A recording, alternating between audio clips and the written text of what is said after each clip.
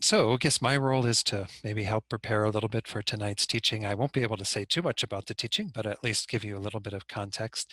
Maybe we'll just start with, Mary, do you have prayers queued up at all? Is Mary there? Or Shanka? I can in 2 minutes. Okay, okay. All right. Yeah, I think it might be good just to do one or two prayers. And then I'm not sure who's going to be leading things from the YouTube end when this comes in terms of if there'll be someone from the FPMT doing a mandala offering and all that other sort of stuff. But we can at least do a couple of prayers here together. Um, I might mention that I did receive teachings on this text once while I was in the master's program, but I couldn't locate any notes that I had from it. I think my teacher, Geshe Jampa Gyatso, taught on this. It's a very short little text, and I don't know how much His Holiness will be able to go into it nonetheless, because it's a subject of emptiness, which we'll talk about shortly. So let's go ahead and do the prayers. If Mary's got those, just at least the praise to Shakimuni Buddha. Maybe we won't do the short mandala offering for this, but we'll do the refuge prayer.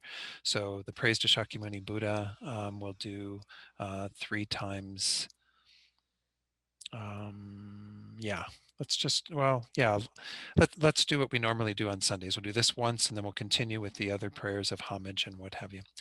To the founder, the endowed transcendent destroyer, the one gone beyond, the foe destroyer, the completely perfected, fully awakened being, perfect in knowledge and in good conduct, Sugata, knower of the world, supreme guide of human beings to be tamed, teacher of gods and human beings, to you, the completely and fully awakened one, the endowed transcendent destroyer, the glorious conqueror, the subduer from the Shakya clan, I prostrate, make offerings, and go for refuge. Homage to the Supreme Buddha, homage to the Dharma refuge, homage to the great Sangha, to all three ever devout homage, to all worthy of respect, bowing with bodies as many as all realms atoms in all aspects, with supreme faith I pay homage. Do not commit any non-virtuous actions, perform only perfect virtuous actions, subdue your mind thoroughly. This is the teaching of the Buddha. A star, a visual aberration, a flame of a lamp, an illusion, a drop of dew or a bubble, a dream, a flash of lightning, a cloud. See conditioned things as such. Through these merits may sentient beings attain the rank of all-seeing, subdue the foe of faults, and be delivered from samsara's ocean, perturbed by the waves of aging, sickness, and death. So we'll skip over to the refuge prayer. We'll do this once in English and then twice in Tibetan.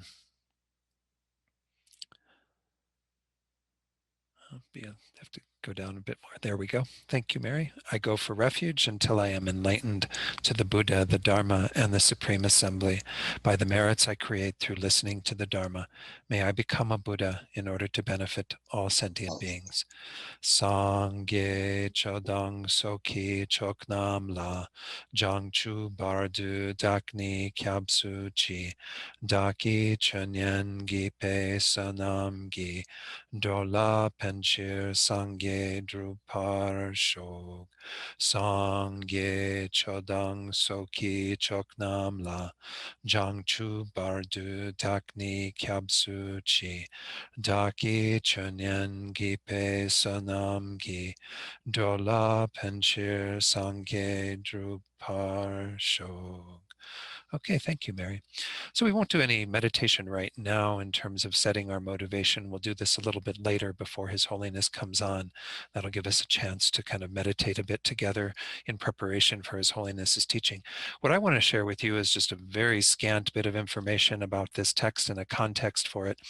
The author of our text, this Changkya Rölpai Dorjé, he lived in the 18th century, from like 1717 to 1786 are the dates that they give him, attribute to him.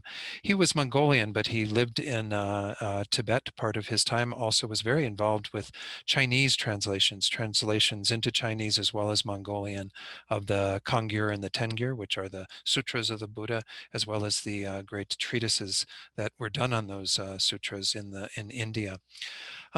This particular genre of teaching in terms of this text, these are often called songs of experience.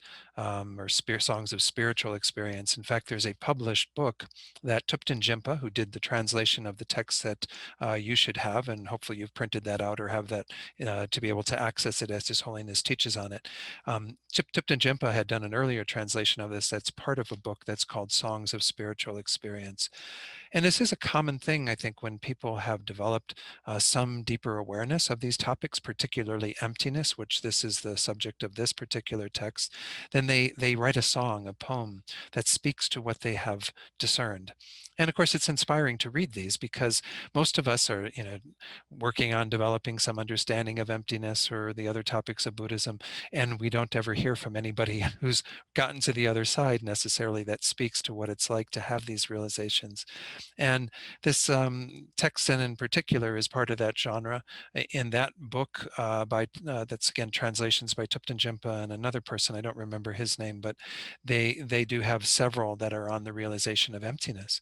Because of course, when someone realizes emptiness at a much deeper level than just the conceptual level that we're working at and struggling with trying to discern the meaning of it, it's really quite earth-shaking. It does kind of rips you from the roots in terms of your recognition of things being very different than what they were before that. So this idea of recognizing my mother, it's a little confusing in the text because he talks about a mother and a father and an elder brother, and it gets to be, again, just ways of referring to different aspects. The two main things that are going to be spoken to, of course, though, are dependent arising and emptiness, which, of course, in this tradition with Lama Tsongkhapa, all of what he put together in his teachings, he really emphasized this idea of understanding emptiness through the reasoning of dependent arising. Dependent arising, of course, is referring to the way that things exist conventionally, kind of how they do come into existence. But it implies, by virtue of that reasoning, that things can't come into existence independently, that they can't have any intrinsic or inherent existence, existing on their own, set up by themselves, because that would be totally contrary to them arising in dependence upon other factors. So the reasoning of dependent arising, the Lama Tsongkhapa himself wrote a rather extensive praise of the Buddha for teaching dependent arising, as well as his own praise of that topic of how to realize emptiness through recognizing how things arise in dependence upon other factors. But this is a very again common teaching, especially in the Gelugpa approach to understanding emptiness. So I just want to review real quickly with you what are the various ways that we can talk about dependent arising. I imagine His Holiness will go into this in much more detail. The knowledge that I could share with you would fit on the back of a postage stamp, whereas His Holiness's knowledge would fill the Library of Congress and beyond. So his knowledge, I'm sure, will be much appreciated after hearing me go blah blah blah about emptiness a little bit. So dependent arising, we usually talk about in terms of three different levels. And the very first level is only referring to those things that arise on the basis of being caused or produced, what we often call compounded phenomena. And that's most of what we deal with in our world, right? We ourselves, our mind stream and our bodies are composed phenomena. They arise from causes and conditions. So that's the first level of dependent arising, is all of those things in the world that are impermanent, that are compounded, that are produced in this way. They all are dependent upon their causes and conditions. And there's even a little verse in here. Well, the very first verse, he talks about dependent arising. But there's also another verse where he kind of says, that we don't really see things in the way that they are. We can get that they arise on the basis of causes and conditions, but we don't see the import of that. Because even at this grossest level of dependent arising, when we see that things depend upon causes and conditions, that already points to the fact that they can't arise independently. They can't have that kind of established on their own existence. And that's because we simply, again, recognize that things at that level already have some kind of, again, way of arising that is a bit illusory. Things appear to have kind of their own discrete identity as they arise in various phases, but that is all just simply part of a continuum. Everything arising in dependence upon various factors. This body itself that started with the two cells of my parents, that united in the womb of my mother, that developed into a fetus, that developed into a baby that was born, that developed from infancy into childhood, from childhood into teenage years, from those adolescent years into adulthood, and is this continuum of the stuff that is before you now in terms of this body. It appears to have its own solid identity, but it doesn't have any of that at all, simply by virtue of arising from causes and conditions. All these causes and conditions contributing to this being here, but it doesn't have any independent existence, existing on its own. So even this coarsest level of dependent arising is, phenomenal in terms of being able to sort of question how things are actually appearing to us, because this, of course, is one of the problems, is that things do appear to have this their own entity, to be able to set themselves up. Everything that we see, it's like the identity of it is established from the side of the object itself, as opposed to having any other factors involved. So the first factors that are involved are the causes and conditions that led to those things being there. The second level of dependent arising is where we recognize that everything that exists, whether it is impermanent or permanent, there are some phenomena that are permanent, and by permanent we mean not created through causes and conditions, not changing moment by moment. I'm not going to go into those so much, just recognize that we're just going to keep talking about impermanent phenomena because they're easier to work with. But let's talk about this body. This body, in terms of the second level of dependent arising, exists in dependence upon its parts. So when we talk about a body, we can talk about the head, and we can talk about the torso and the limbs, and we can talk about all the parts of each of those. So a head has two eyes generally, a nose, a mouth, tongue, teeth, ears. And then we talk about any one of those parts, like an eye, then we can say that that eyeball has a retina and has, all the various, parts of that. We can go to any one of those parts and find that it has parts. We can keep going down like peeling an onion, and you never find anything that exists on its own. There are no partless things at the bottom of all of this. Everything has parts. If it doesn't have spatial parts in terms of existing in a directional kind of capacity, then it has temporal parts. Everything that is physical obviously has those directional parts, but nonetheless, even things that we can talk about more abstractly do have temporal parts. Okay, so that's the second level of dependent arising. Can you have anything existing independent of those parts, completely standing on its own?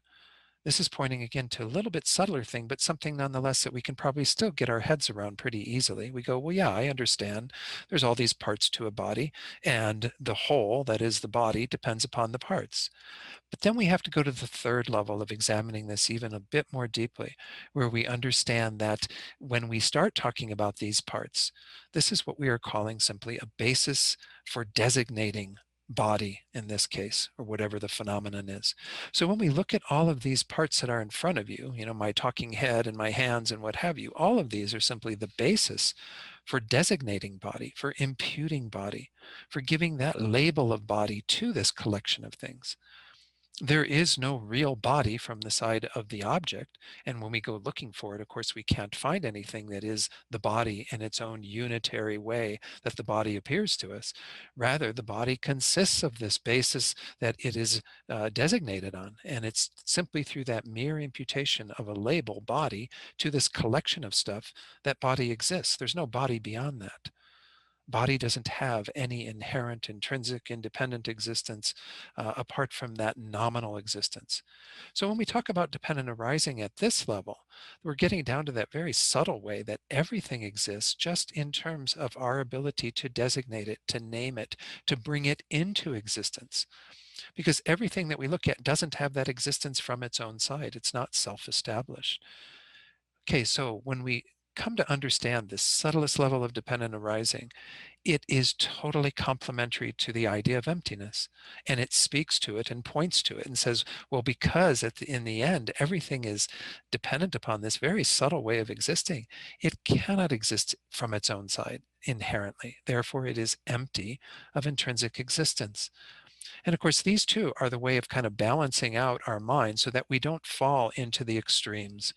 This is what we mean by the middle way. This is what this whole text that His Holiness is going to go into is pointing out, is giving us the direction of the middle way, that is the middle road between these two extremes.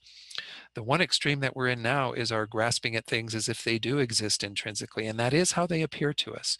Due to these subtle imprints in our minds, we do have that false appearance, and we adhere to that appearance.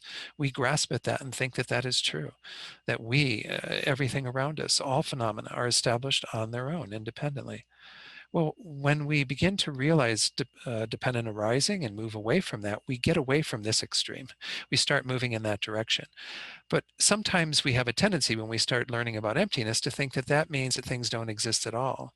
But of course, dependent arising tells us they do exist, they do arise. They just arise in dependence upon factors rather than independently. So that peels us away from this other extreme, which is called the extreme of nihilism, where we have this view that things don't exist at all. Dependent arising is called the king of reasonings because it allows you to maintain that middle way view. Things are dependent, therefore they can't be independent. Things arise, therefore they can't be utterly non-existent. So what we're getting from His Holiness tonight, I imagine, I don't know what he's going to do, we'll have to wait and see how he's going to approach this text, is going to be some discourse on emptiness and the realization of dependent arising that is very much linked to this. At least that's my suspicion based on how this text is set out. But there are lots of wonderful little echoings in this text of various things that we see. The whole idea that it is within emptiness that everything is possible. If things did exist intrinsically, inherently, independently, we couldn't even become enlightened. We would exist as we are as unenlightened beings and never be able to change that. And of course, nothing in the world would change. So even having some recognition of the impermanence of things, the ability that we can change our minds, also points to emptiness, points to things not having any intrinsic existence. Maybe those are enough of the things to kind of point to in terms of some of the various things that will be touched on. There are more complex parts of this text that, again, in an hour and a half, I'm not sure how much His Holiness is going to get into them when we start looking at other tenet systems and looking at even other views of emptiness that might not be so correct. But I'm guessing that His Holiness will probably focus on the correct view, which again is this middle way view.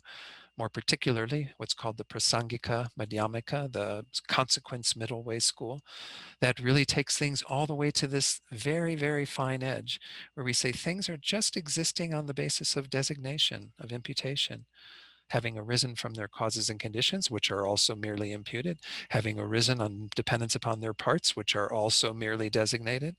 Things come into existence through that mere designation, through that mere imputation. Therefore, any reality beyond that is contradicted, is not being upheld in our analysis.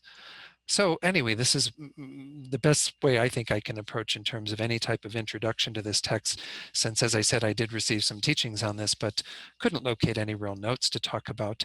But I'm hoping, again, His Holiness will give a little more background to the text, his own experience with this text, and give you some insight into what is being shared by the author of this in terms of his own experience of coming to see the mother. By the way, this word mother is often used to refer to the wisdom aspect of the path. We often talk about wisdom being one element, and then our compassionate method being the other. And the wisdom of emptiness is often called the mother. The perfection of wisdom is the mother from which all of the Buddhas are born, all of the Bodhisattvas are born. It's only through developing that wisdom, realizing emptiness, that is the mother, that we will be able to transcend samsara as well as attain enlightenment. So it's Hi, about 8:20. Hey, Yeah. Don. Uh-huh. I'm sorry. It looks like His Holiness's video is starting. Is it really? Okay. I see Rinpoche and yeah. So shall I turn it over? Let's all Yes, let's stand turn. up, and let's all stand up so we can prostrate. Yes, No, yes, let's prostrate. Yeah, I was going to say to everybody, let's do that no, before. no. Okay. Wait till His Holiness comes before we prostrate. Wait till we see him. I'm trying to send it over. Hang on.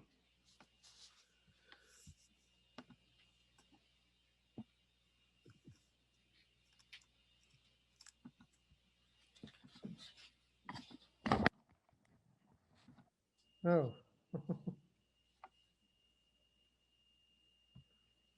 Can you all see? We can't see His Holiness, just see the people. Maybe he Yes. hasn't arrived yet. There he is. No, he's Yes. there, but he's in the Yes. top. Can we get the picture of just him? No. Can we have any control over it?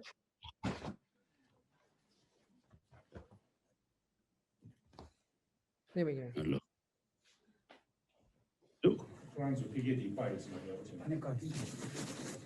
Hello. Godo. Long. Are you able to hear His Holiness? Everyone, do you hear? Kodo-sa.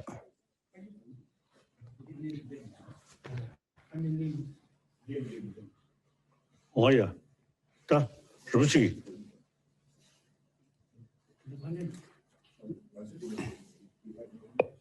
May please Lama Zopa Rinpoche. His Holiness is not able to hear Lama Zopa Rinpoche. Please wait.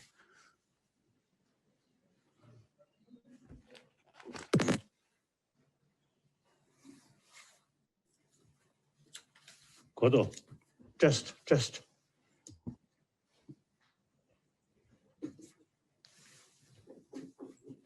Please test.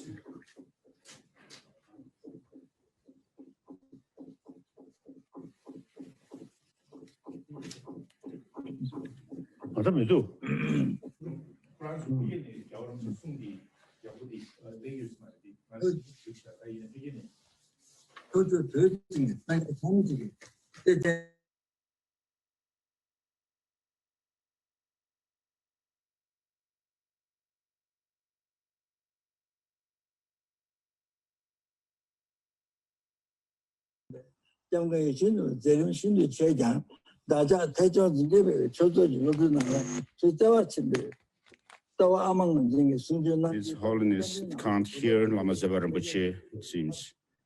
So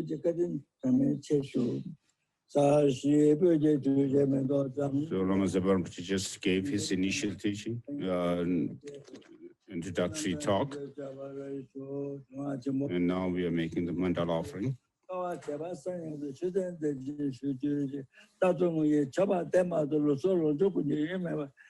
the sound of the great Dharma, drum of Dharma, may you set suffering sentient beings free. Please teach us Dharma and live for inconceivable tens millions of eons, like Bodhisattva, always crying one, followed Shepak without being distracted by all our body, life, and possessions.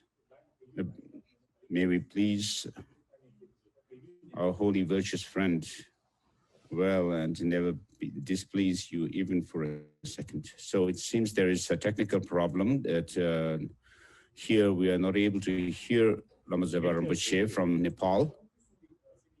Does Lama Zopa Rinpoche hear His Holiness?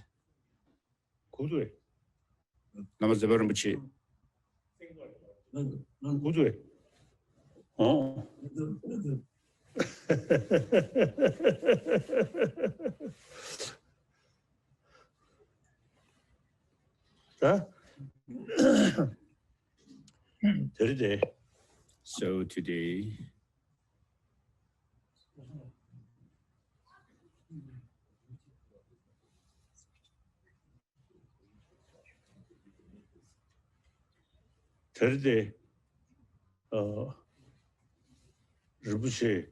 So today,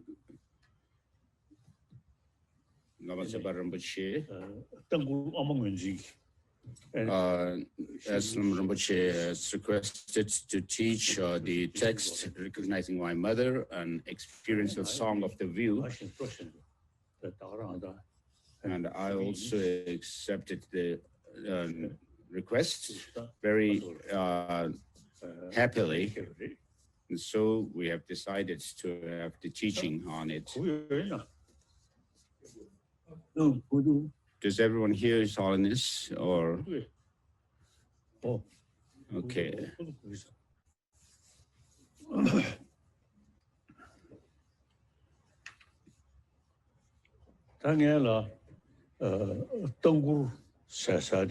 So first of all, with regards to the term Song of the View, the view here refers to the view of dependent origination or dependent arising. And as I usually talk about these two principles, the philosophical view of dependent arising and conduct, ethical practice of not harming others. And so these are related to the world at large, that of the ethical conduct or non-harming or non-violence has to do with world peace. And here,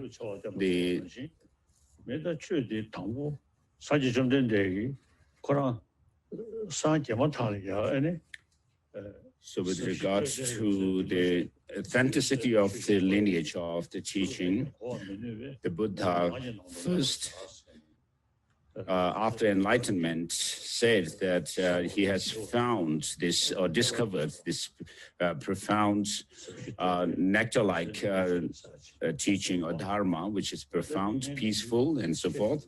And even if he were to teach others, nobody will understand him, and therefore he will not give teachings, but remain in the forest in silence.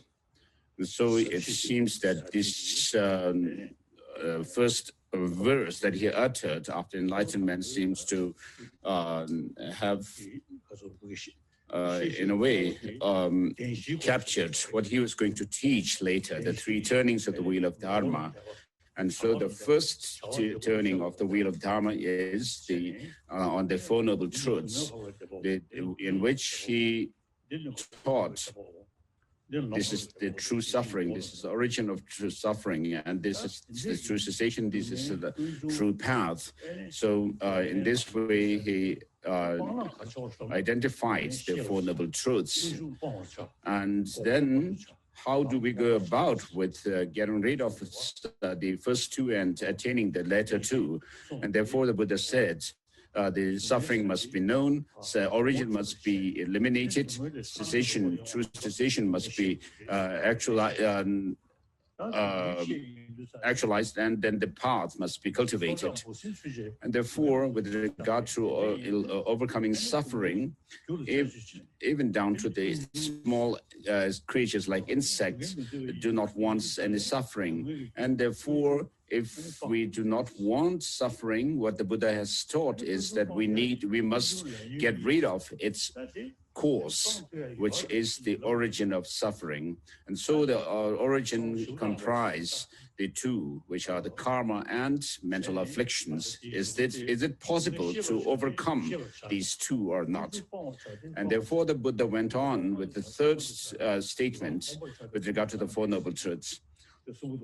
It says the suffering must be overcome, but there's nothing to overcome.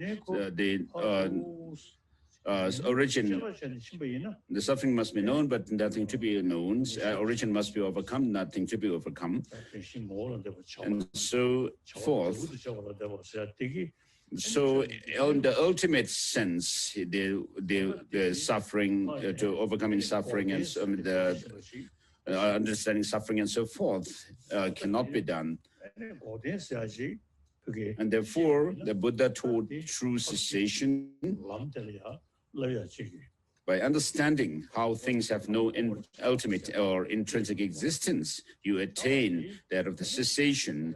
And therefore, in order to attain the cessation, you need to cultivate the path. And therefore, the Buddha said, there's no...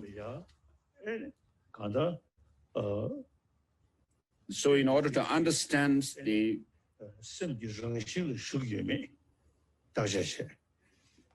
whether the true cessation can be attained or not, you need to check whether these whether the suffering and its origin can be overcome or not, and whether the afflictions, defilements can do have the powerful antidotes to them or not. And therefore, Chandra Kirti says in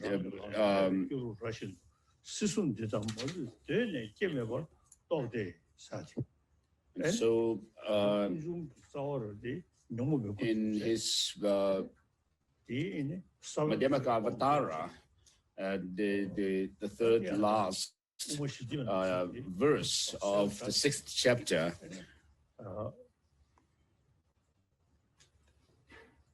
where he says the 류류원 지신도 띠문군을 내주되 티지 영어 탐색의 띠문점에 적어줘. 야, tension 중앙과 통로. And then Nagarjuna say, in the 400 verses of Arya Deva, he says, just as the physical faculty permeates all other faculties, likewise the ignorance permeates all other mental afflictions. And this can be overcome by understanding a dependent origination of things. And therefore, anyone who wish to understand the teaching of the Buddha must be taught the dependent origination first, right, and at the outset. So what we need to understand is whether the defilements and suffering that it causes, can be overcome or not. So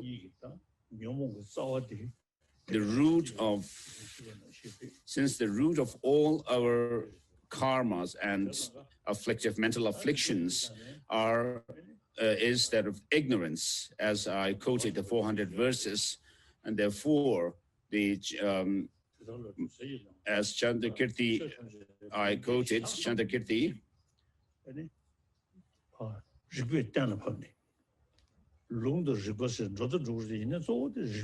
what he does, what Master Chandakirti does is that of demonstrating through reason and logic, because merely resorting to scripture may not give you any conviction, very strong conviction, but through reason one can gain conviction in the truth that these defilements in our minds are only temporary, adventitious, and the root of all these mental afflictions is ignorance or confusion, and which can be overcome through the understanding of selflessness. And therefore, when you understand that, then you can see the possibility of attaining true cessation. And then after that verse that I quoted earlier from the 6th chapter, the third last verse, and then the second last verse from the 6th chapter, and then in the beginning, the Master Chandakirti makes salutation to compassion and combining it with the view of emptiness.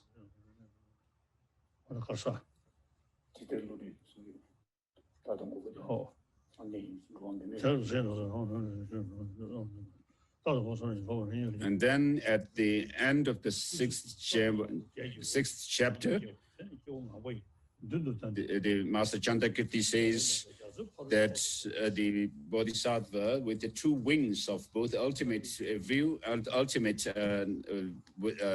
wisdom of the ultimate truth and the conventional truth, flies across to the further shore of the ocean of samsara. And therefore, with these two, the wisdom and methods complementing each other, then you will be able to reach the Buddhahood, where you, at which stage you would have overcome all the defilements in one's mind, from within one's mind stream, both the mental afflictions and the cognitive obscurations. And then in the 6th chapter, and then in the 6th chapter, there are these 4 logical absurdities that are set against those who assert that things have some self-characterized existence. So verse number 34 to 36 of the chapter 6 of Madhyamaka sets forth these 4 logical absurdities. saying that the conventional truth would be able to withstand logical analysis, and that the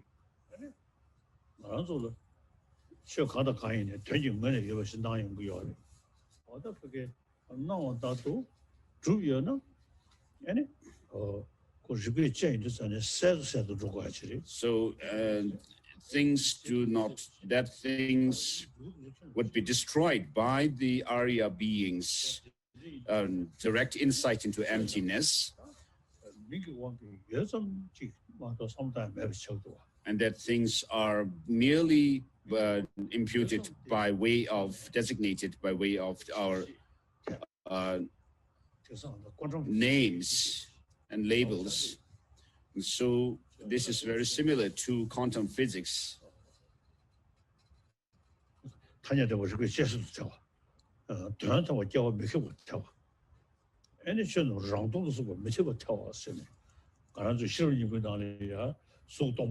then the third absurdity is that the ultimate existence cannot be rejected or refuted. And then the Buddha, and the fourth is that the Buddha, having taught that things are devoid of their own self-existence, would not hold true.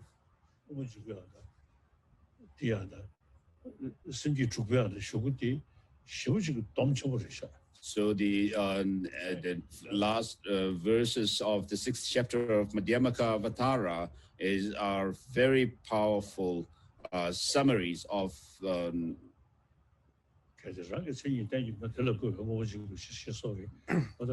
Madhyamaka Avatara.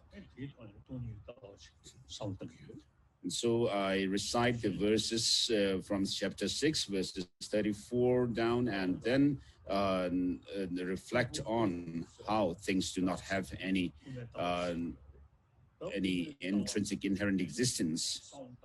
And so here, the view refers to the Madhyamaka view, the middle way view.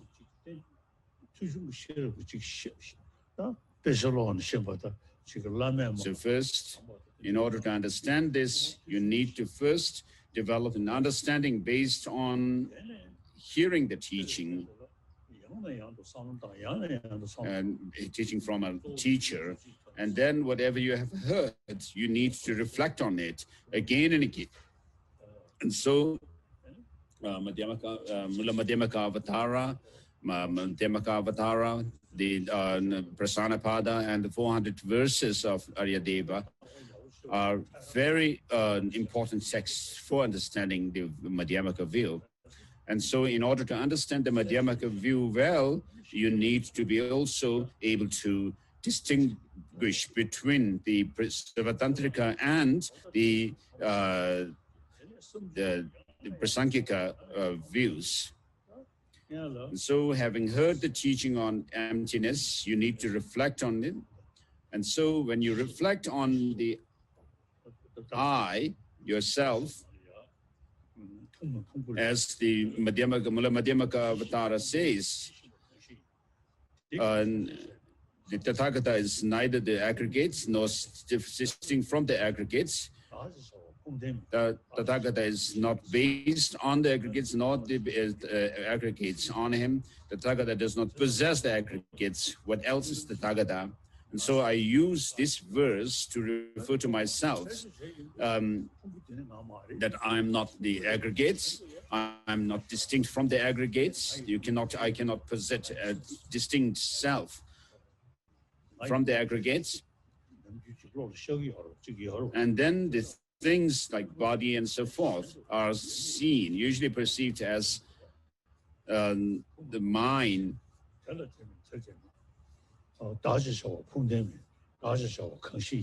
So what else is the Tathagata? What else am I? Who else am I? You come to that question, and therefore when you do this kind of analysis, trying to pinpoint who you are, analyzing yourself within the aggregates or separate from the aggregates and so forth, you will not be able to find anything as being yourself. And therefore, by default, what you come to conclusion is that you are merely designated. Whereas this ignorance, holding on to some an identity of a self, an absolute self, that cannot be found. And so when you analyze this self, which is held by the ignorance, you will not be able to find anything being yourself. And therefore, you come to the conclusion by default that you are nothing other than being designated being. And therefore, with regards to emptiness, it is a mere negation of an absolute self. As Panchen Lobsang Chögyен has said, sometimes I read these verses, which I have made notes of, in his dialogue between the grasping at true self and the wisdom of selflessness or emptiness. So understanding emptiness is very important for your practice as well. And then it is like the creme of the teaching of the Buddha to shine the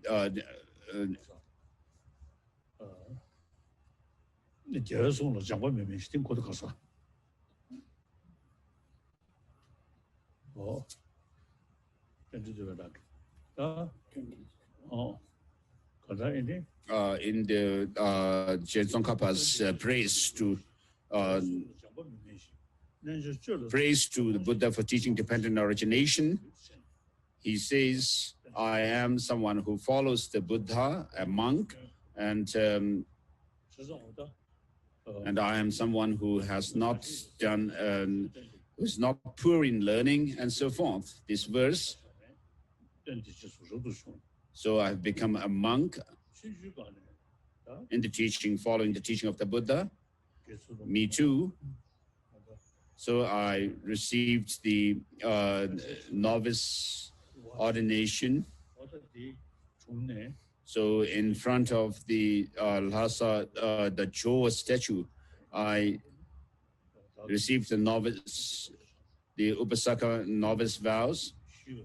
And so I received the Gelong vow from Ling Rinpoche, my abbot, preceptor. And after I became a Gelong bhikshu, and particularly after I became an exile, though I did study the Perfection of Wisdom texts and others, I particularly studied the Madhyamaka texts by Master Tsongkhapa, the 5 major texts on Madhyamaka, which are the commentaries to Mula Madhyamaka Karika, Madhyamaka Avatara, and then the Lekshe Nyingpo, the essence of eloquence, and then the 2 insight sections of Lamrim Chemo and the middling stage of the stages of the path. And so I have some kind of a hope that I would be able to reach somewhat simulated experience of the true cessation. And so, regarding the Madhyamaka view of emptiness, first I received teaching on it and understood it. On the basis of that, gained some understanding, and then gained understanding through reflection on it, and then familiarized myself with this view of emptiness, even in my dreams. So, of course, I may not be able to reach or have the true experience of a meditative experience of it, the view of emptiness, but I have some experience of it. And so if you go over this text like this on the view of emptiness, it would be helpful to remind yourself of the view of emptiness. And Jetson Kappa also says that the Four Noble Truths, the Four Noble Truths were taught by the Buddha in all his teachings, from the basic vehicle up to the Madhyama, the greater vehicle teachings.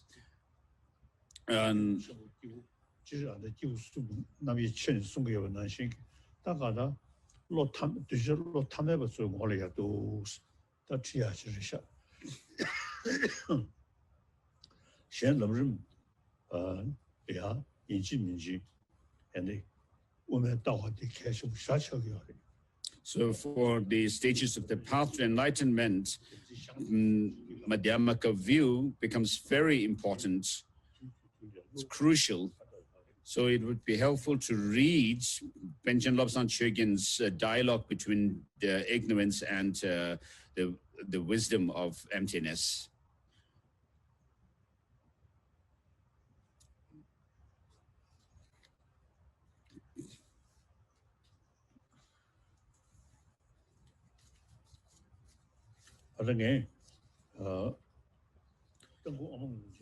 So with regard to this text, the recognizing my mother and an experiential view of the Song of the View, I received explanatory transmission from Yongzin, the tutor, Ling Rinpoche,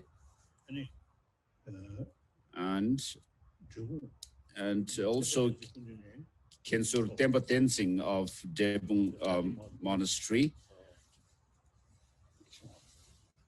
So I will give so you who revealed, bear the wonder of dependent origination, dependent rising nature, O my Guru, your kindness is boundless indeed. Kindly reside in my heart as I utter these spontaneous words from what's flickering through the mind.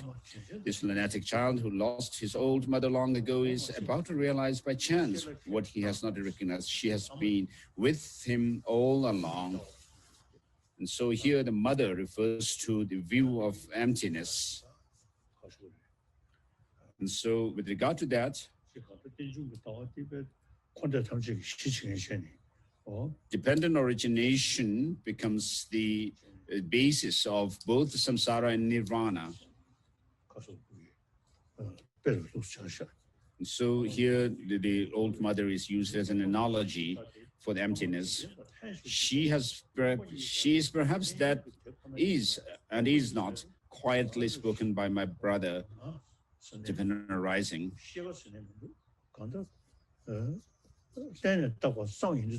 So since I am merely designated, therefore it is empty of any intrinsic existence.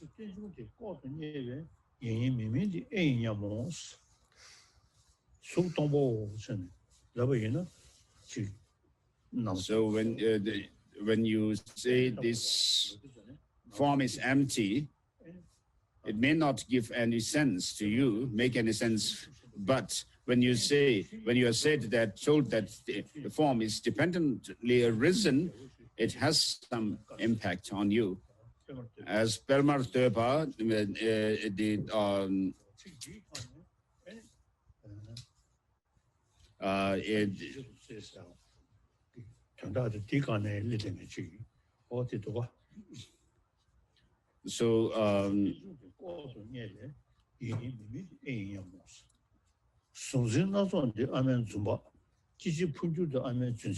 So the diverse subject-object relative mother's gentle smile, this cycle of birth and death, her deceptive words, my undeceiving mother, you have betrayed me, while I hope to be saved by my mother, by my brother, dependent arising. It is ultimately in your kindness alone, O mother, that my hopes for freedom lie.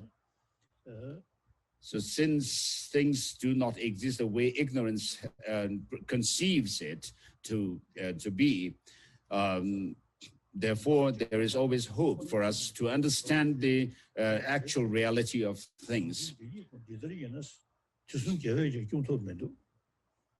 If the duality of subject and object is as it seems to be, then not even the Buddhas of the three times can save us.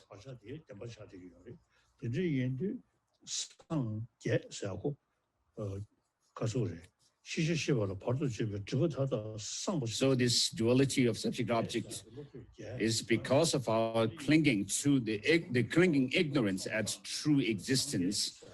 And if things were to exist the way this ignorance clings on to, then the Buddhas of the three times cannot save us because we cannot reach Buddhahood. But this ever-shifting spectacle is in truth my changeless mother's expressions. Hence, there is indeed a way out, freedom. This inexpressible mother of mine, not existing in any form, it appears in all forms. So this shows emptiness and dependent origination.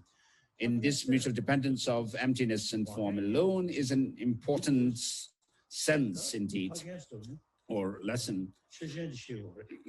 Not finding my father when sought is in fact finding my mother. So the father here refers to the object which you investigate, on which the emptiness of it is established. So not finding my father when sought is in fact finding my mother. My father is found in my mother's lap. So all these diverse things, pure and impure objects, are manifestations of the emptiness, and therefore all actions, agents, and so forth are the manifestation or emanation of this emptiness, and which is says here in my mother's lap. So that's how these kind parents save their child, I'm told. Evidently, my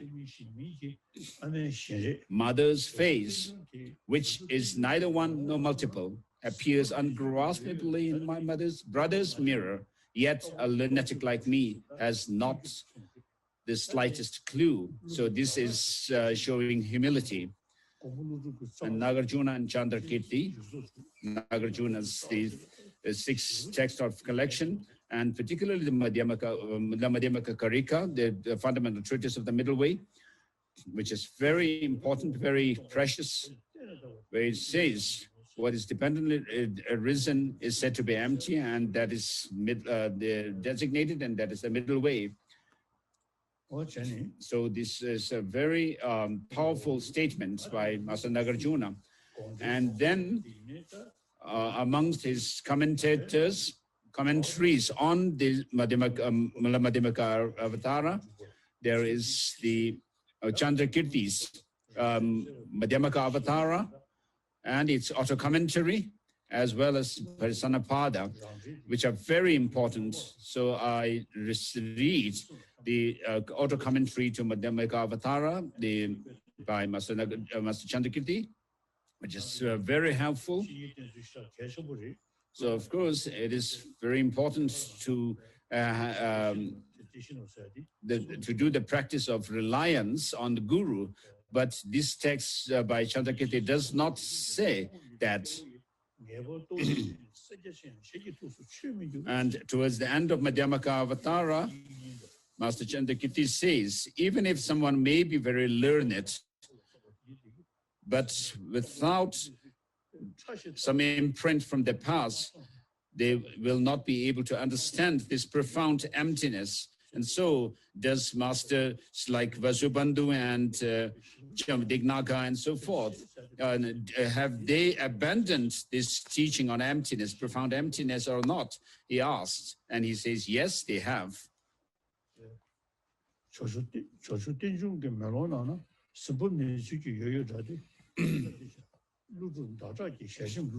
So Nagarjuna and Chandrakirti set their instructions upon the wind, and Manjushri Garba, which is Rinpoche, Tsongkhapa, his writings like the Avatar commentary and Madhyamaka Avatara's commentary, and then the true essence of true eloquence, and the inside section of great stages of the path, and the inside section of the middling stages of the path. And so Kyabje Rinpoche once used to say that if you study these 5 texts well, then you will not be able to, you will not find yourself overwhelmed by suffering and so forth.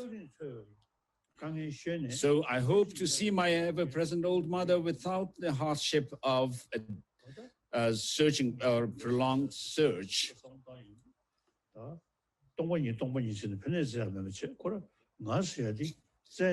you talk about emptiness, you need to actually be able to find it within yourself, that it's merely. So this shows that this searching for seeking for the understanding of emptiness must be done within yourself. There seem to be some among our own scholars of today caught in the web of words like thoroughly withstanding or true existence. So without touching the conventionally existent thing, and these scholars seem to actually be talking about some object of negation, who seek only to negate some creature with 4 horns, while leaving intact this everyday appearance of solidity. So when you understand that things are merely designated, when you actually understand that well, then and then check how things appear to you, you'll be able to see that they appear as if they have some objective existence. And therefore, this everyday appearance, if things were to exist the way they appear, as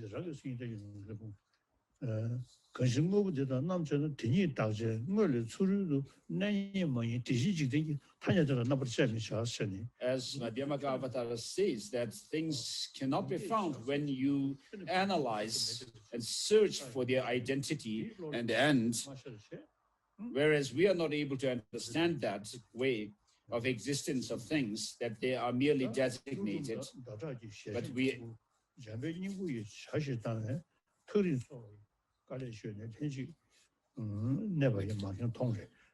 so verse number 9, verse number 10. So who seek only to negate some creature with horns while leaving intact his everyday appearance of reality, solidity.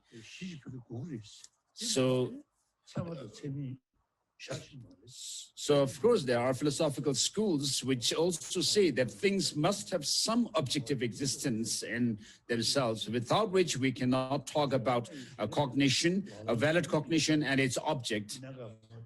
But such vivid duality is not found on my mother's unveiled face, I believe. From the protracted discussion missing the point, my old mother is liable to flee.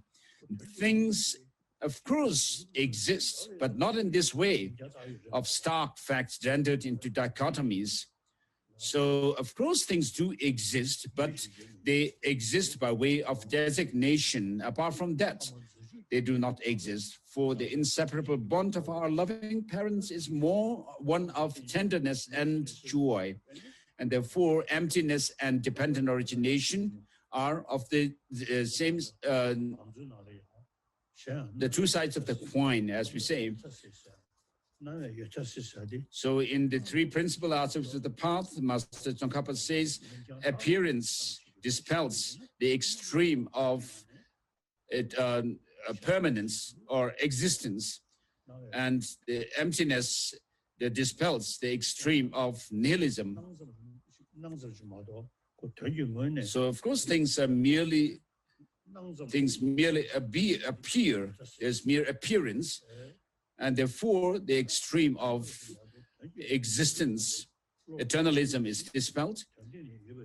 And therefore, since things are, since they exist not by way of their own true existence, and therefore they lack any true existence, and they do not exist objectively, but they are merely designated, and therefore emptiness does away with the extreme of nihilism.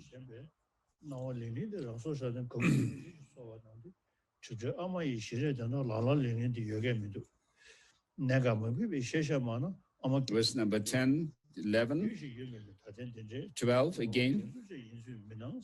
Things, of course, exist, but not in this way of stark facts, rendered into dichotomies, for the inseparable bonds of our loving parents is more one of tenderness and joy. So if, of course, things are empty of inherent existence, then we can say emptiness and dependent origination go together. Whereas if things were to exist the way they appear to us, as if they have some absolute existence, then they cannot go together. Vaibhashikas, Satantrikas, Vajjanavadas, and the three Eastern masters, though they label this mother is limestone like white elephant with names so divergent and so forth.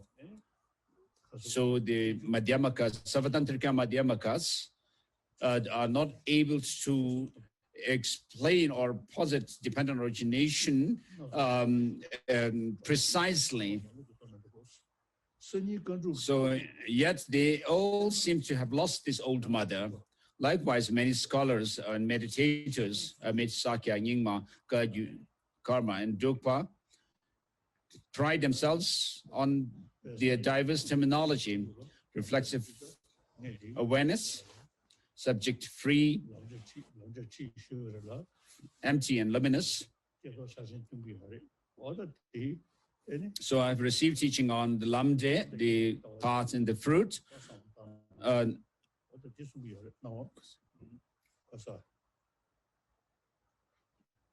the Sakya tradition, where they talk about Seltong Zinme, which means the luminous, empty, and subject-free. So this reflexive awareness. So the union of clarity and emptiness.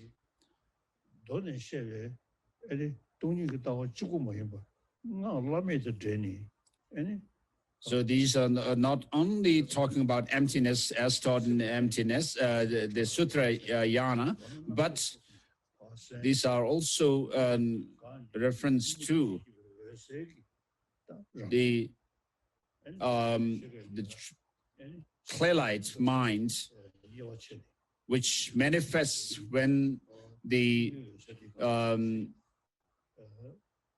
we dissolve, go through the dissolution process, and all these three visions are dissolve into this clear light. And so that mind is used to realize emptiness in the tantric teaching, which are taught also in the Sakya, Nyingma, and Kyabje traditions. So primordial purity and spontaneity, Samandabhata's true face, Mahamudra, also the uncontrived innate nature. So these are all reference to the subtlest clear-light minds taught in the highest yoga tantra. Neither is nor is not devoid of any standpoint. This is all splendid if the target is hit, but I wonder what you are all pointing at. External matter is not dismantled, so we are Bhashikas, worry not and be pleased. Though no reflexivity, cognition and cognized are tenable. All Vijnanavadas do be pleased. Intrinsic nature's absence, dependent arising remains stark. Oh, three Eastern masters, please be pleased as well. With no conflict, clarity and emptiness can be upheld. Holders of pupil instruction lineage, be not apprehensive. Though pure, primordially, good and bad are feasible, you Vidyadhara yogis need not grasp at purity, since the innate nature can dawn through even contrived meditation. You elderly meditators need not be persistent or insistent, since one can uphold the absence of elaboration, of existence non-existent. You stubborn logicians need not fret. This may not all have evolved from not knowing the proper use of conventions by some wanting in erudition. I mean no disrespect to you. Do forgive me if I cause offense. Though I'm not among the omniscient brats, I do possess expertise in riding the well-bred horse of my ancestors' words, so I hope to traverse and the challenging passages through constant and dedicated striving. No search is required, for seeker is the sought. Never grasp at the true, for it is false, yet shun not this falsity, for it is the truth. And we can rest in this, that is neither nothing nor absolute. Though I may not see my mother directly, I feel I've just found my kind long lost parents through hearing the mere names. They are as if right here beside me. Great indeed is the kindness of Guru Nagarjuna and his heirs. Great indeed is the kindness of Goswami Thakur. Great indeed is the kindness of my Guru. To repay their kindness, I will honor my mother. Though the joyous celebration of the noble deeds, through the noble joyous celebration of noble deeds, through the meeting of the young child awareness with his mother, with his unborn expressed by aging mother, may all mother sentient beings be led of lasting joy. Robert Dorjé performed here and that now, a dance of ecstatic joy and worship the three jewels, and then the colophon. So I usually read the dialogue between ignorance or grasping at true existence as with this text.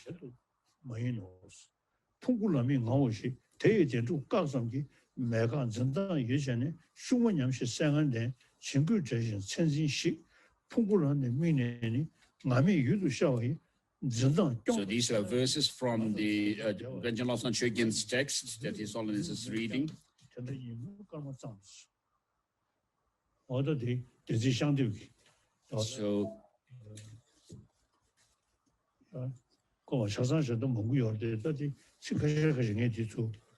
So of course I have made notes of these lines from the text, which is Benjamin Lawson Chögyin's text.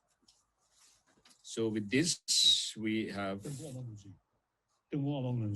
finished. We're done with the teaching on the recognizing the mother, my mother, an experiential song of the view.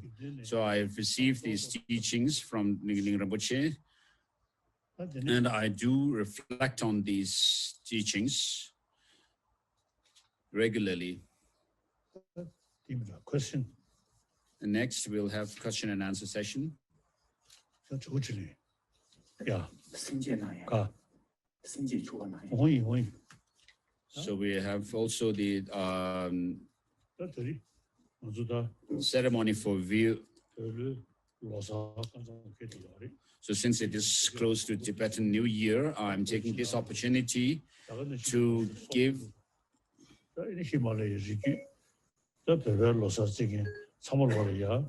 so for everyone who celebrated Tibetan New Year, the Losar, Tibetans, and then the Ladakh and people in Ladakh and the Himalayan regions, and also Mongolians, I wish to greet you all for the new year.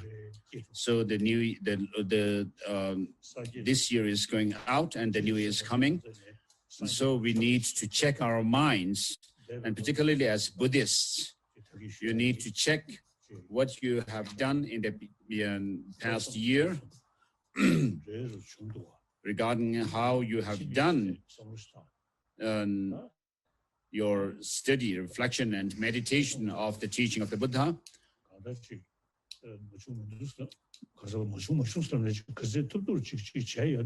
So if you have done something to the best of your ability, however small it may be, then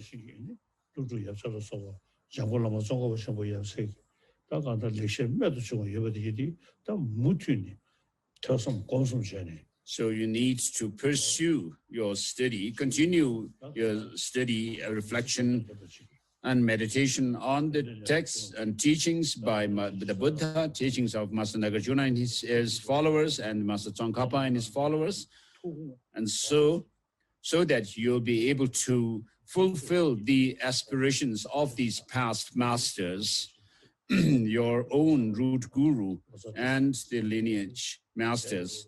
And so when you celebrate the new year with Tashi Delek, you need to check how your past year has been, and then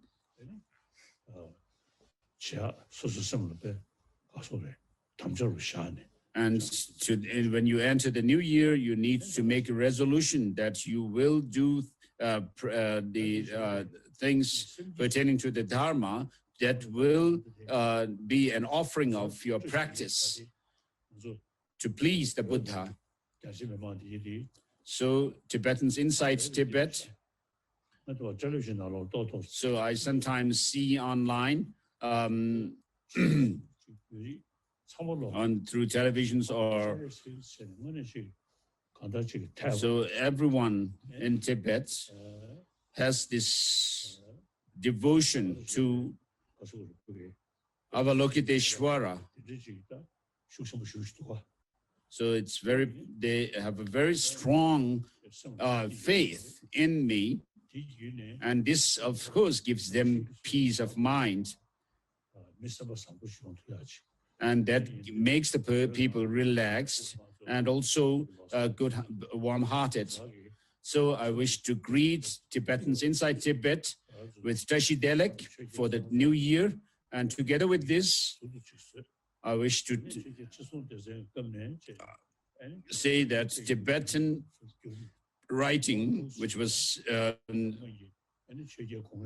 devised during the time of Songtsen Gampo, King Songtsen Gampo, and then Tesong Detsen and so forth.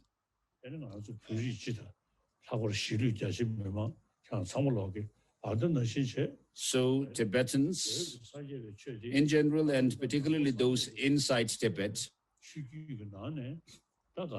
for you, I wish to say that Buddhism that we have is something unique among the followers of the teaching of the Buddha. This Nalanda tradition that we have, which is the impeccable Nalanda tradition. So this also holds the Tibetan culture. And so in order to study this, you need to have the language. And therefore, the Tibetan language itself also gains respect. So today, not only the traditional Buddhists, but even amongst the scientists, we have people who admire and respect this teaching of the Buddha that we have preserved for over 1,000 years. So you and those of you who are in Tibet, you need to preserve it. And we here in exile also do that. And so in order to do that, in order to preserve our language, culture, and religion, right from the beginning since we came into exile, we emphasized teaching our language and culture to our younger generation in schools. And then we also included the teaching of Buddhist logic primer and the study of mind and logic, reasoning. And then we also have re-established the monastic institutions where we have the students studying this Nalanda tradition, and we have produced thousands of geishas so far. So we are doing what we can in exile to preserve and promote our own cultural tradition. And those of you inside Tibet should also have the same aspiration to preserve our own culture and religion. And if that is done by the Tibetans themselves, then we have Chinese from the mainland China also taking interest in Buddhism.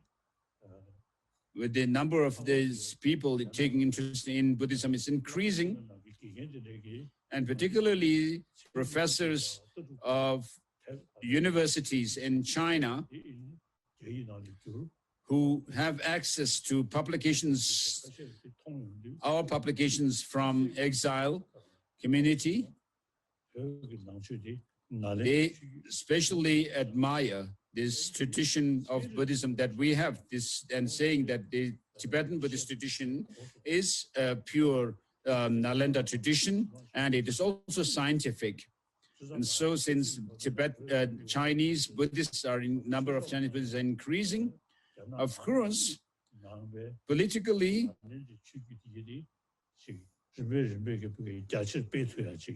we are under the rule of the Chinese government, but religion-wise, we may have the opportunity to spread the teaching that we have of Buddhism to the Chinese people as well. And so this is what I wish to express to you for the new year. And now, with regards to the Bodhicitta ceremony,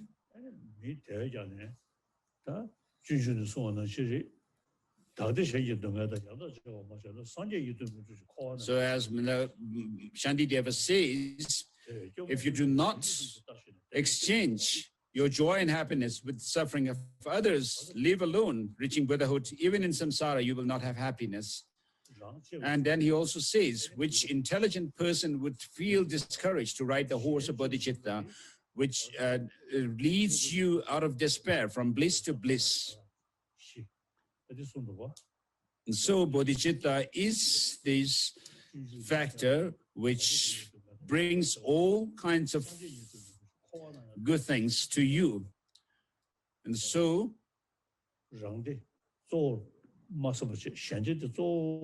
if you think more about others rather than being selfish, you will be happy, truly happy. Whereas if you remain selfish, you will not be happy. Even if you wish to have happiness, it will not happen, as Shantideva himself says in this verse. Even in samsara, you will not have happiness.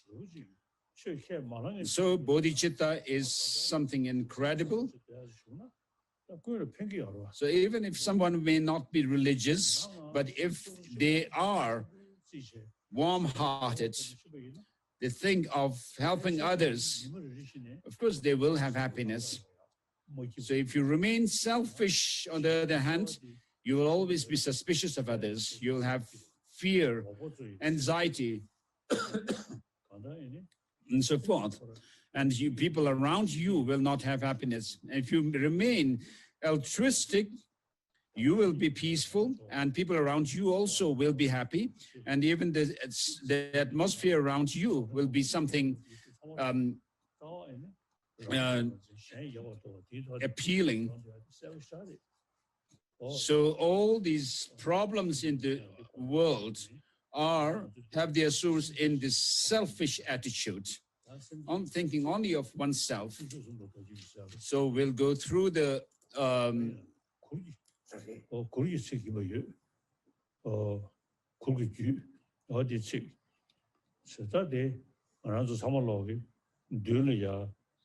대배다고 또 샤게투고 뭐나를 상부체 그래서 아니 대야도 또 뭐게기 라마디. So imagine the Buddha, the founder of the teaching, in front of you in the space, and think of me as the messenger between you and the Buddha. So the Buddha, whose qualities of wisdom, compassion, and power are incredible, first generated bodhicitta and then went through the accumulation of merit and wisdom over 3 countless eons, and then finally became fully enlightened. And this enlightenment came about particularly through the practice of compassion.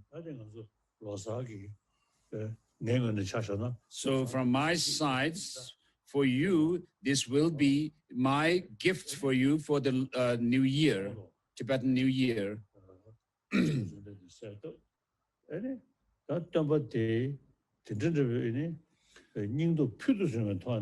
So the Buddha, with great compassion and courage, he generated bodhicitta and then went through the accumulation of merit and wisdom and finally became enlightened. So of course there are many other religions in the world, but the teaching of the Buddha is something, the depth of which you will be able to fathom if you through logic and reasoning. You'll see the teaching of the Buddha more and more profound. And so the Buddha is someone who is incomparable teacher. So if you wish to follow the teaching of the Buddha himself, you need to actually, if you wish to follow him, you need to follow his teaching through understanding it. Otherwise, it will not make any sense to follow the Buddha without taking interest in his teaching. So visualize the Buddha in front of you and consider me as your messenger between you and the Buddha. And then also around the Buddha, imagine Maitreya and other close Bodhisattva disciples of the Buddha, and then Master Nagarjuna and Asanga.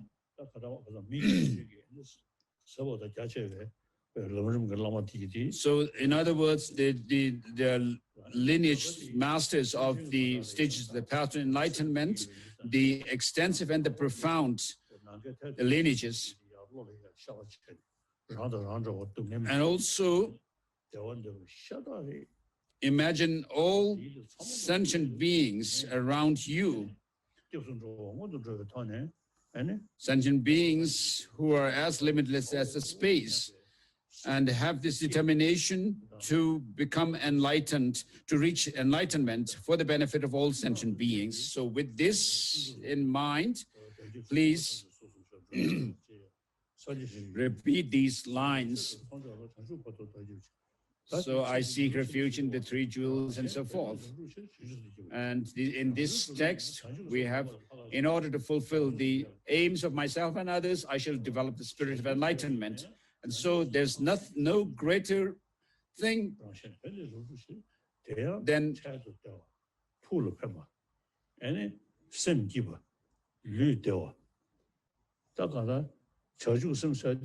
bodhicitta to fulfill the goals of oneself as well as helping others. And bodhicitta will bring both the temporary as well as the lasting goals of happiness and fulfillment. Therefore, in order to fulfill the aims of myself and others, I shall develop the spirit of enlightenment. Having developed the spirit of highest enlightenment, I shall invite all sentient beings as my guests So all these sentient beings, even those who you may consider as being sworn enemies, should be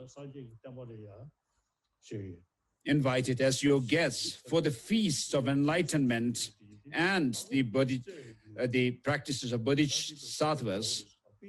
So none can be expelled as being even enemy of the teaching. And so all sentient beings, because everyone wants happiness and not suffering, but because of their ignorance, though beings are same in wanting happiness and not wanting suffering, yet out of ignorance, they cause suffering to others. So having developed the spirit of highest enlightenment, I shall invite all sentient beings as my guests. I shall enact their delightful, supreme enlightened practices. May I become a Buddha to benefit all sentient beings. So we'll go through these. So because of this ceremony of bodhicitta that I'm giving, I also put on my robes, Chogun Namjar. And so imagine or visualize the Buddha and surrounded by this the 8 close disciples, and then also the 17 Nalanda masters. And so make this determination that you will aspire to become a Buddha for the benefit of all sentient beings, come what may. So in order to engage in the bodhisattva, all practices of bodhisattvas, you are taking this bodhisattva. So of course, if you take the bodhisattva vow, you need to observe the 18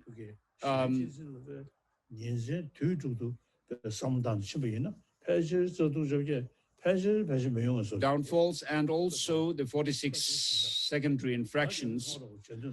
Please, so repeat this. I seek refuge in the 3 jewels. I confess each and every wrongdoing individually. I rejoice in the virtues of all beings. I take to heart the state of Buddhahood. I go for refuge until I'm enlightened to the Buddha, Dharma, and the Supreme Assembly. In order to fulfill the aims of myself and others, I shall develop the spirit of enlightenment. Having developed the spirit of highest enlightenment, I shall invite all sentient beings as my guests. I shall enact the delightful, supreme, and enlightened practices. May I become a Buddha to benefit all sentient beings. So this is first. Please. So whip up your courage or determination further when you repeat these lines, having developed the spirit of highest enlightenment. I shall invite all sentient beings as my guests. I shall enact the delightful, supreme, and so forth.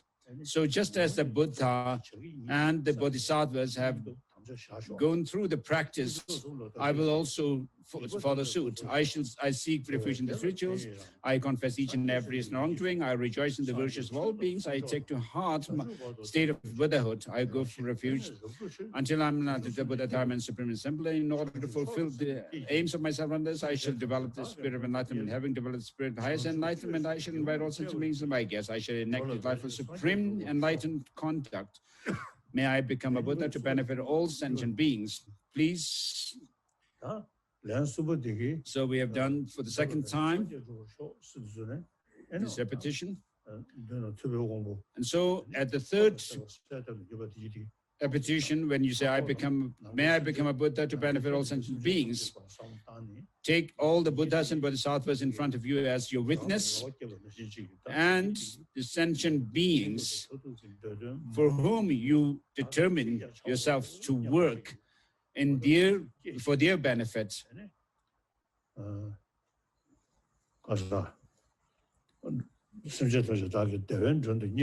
So having called all sentient beings as your guests for happiness, you make your pledge to do everything for their benefit. I seek refuge in the rituals. I confess all misdeeds.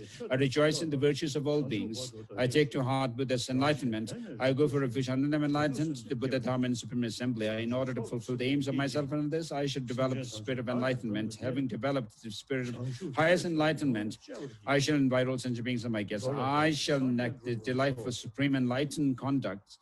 May I become a Buddha to benefit all sentient beings. Oh, yeah. Huh? Today, my life has borne fruit. So,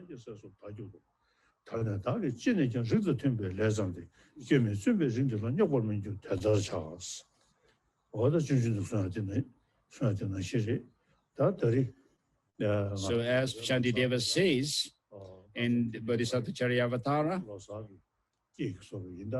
so because the Tibetan Losar New Year is approaching, this is my gift for you for the Losar, the New Year.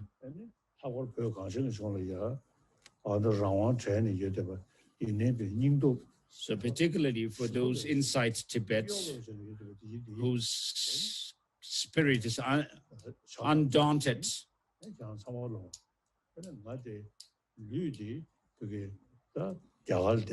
so though I live in India physically, and I've not been able to remain in Tibet, but with regard to helping other human beings, I've been able to do more living in exile than being in Tibet. So you should feel at ease thinking that His Holiness the Dalai Lama is able to serve humanity well, living in exile. So next, let's go do the question and answer session. Question now.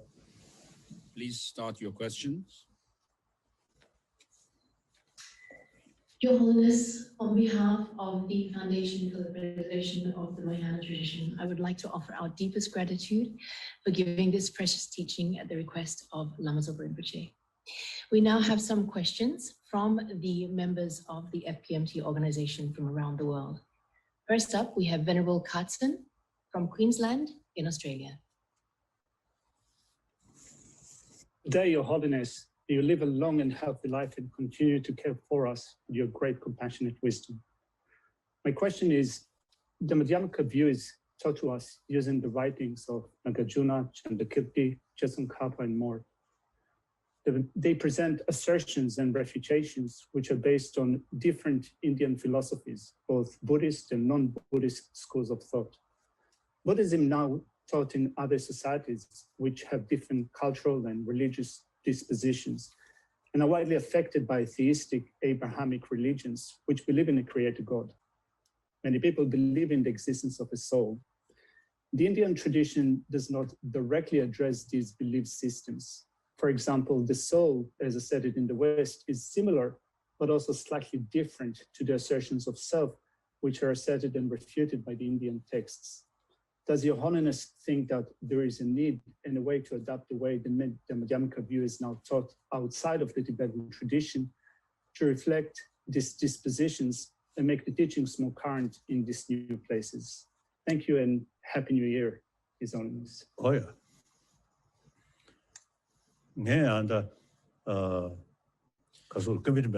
So, as one of my commitments is for peace in the world, to bring peace in the world, and for every human being to have happiness and be at ease. And then second commitment is religious harmony. So those of the theistic religious followers, of course, philosophically, they may have different concepts, but the main message they also have is to help others, other human beings, And the theistic religions also, they say that we are all creation of the same God. And that God is the God full of love.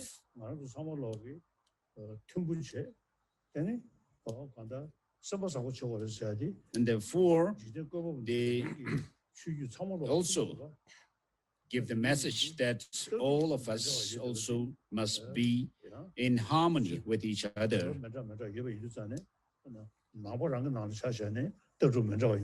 So of course, within Buddhism also, we have different philosophical tenets.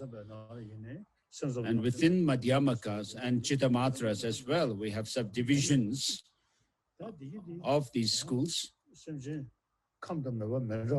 So according to the mental dispositions of the different beings, we have different philosophical concepts as well. But the message all these traditions have is not to harm others, but help others. So most of these religions have the same message.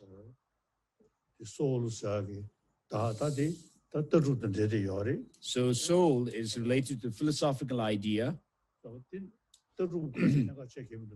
So I don't consider it very important, as it was already said in the Recognizing My Mother. So despite these differences, everyone is taught to have a good heart. So when you emphasize the main message that we practice, it doesn't really matter much. Whereas philosophically, of course, there are differences. Next.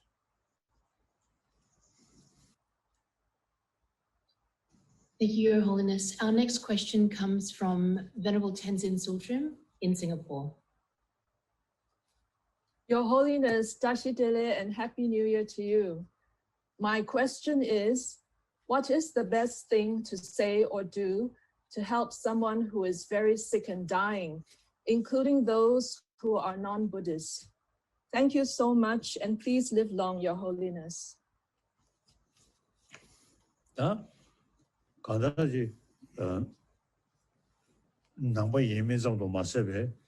So whether people are Buddhist or not, or religious or not, without making any distinction,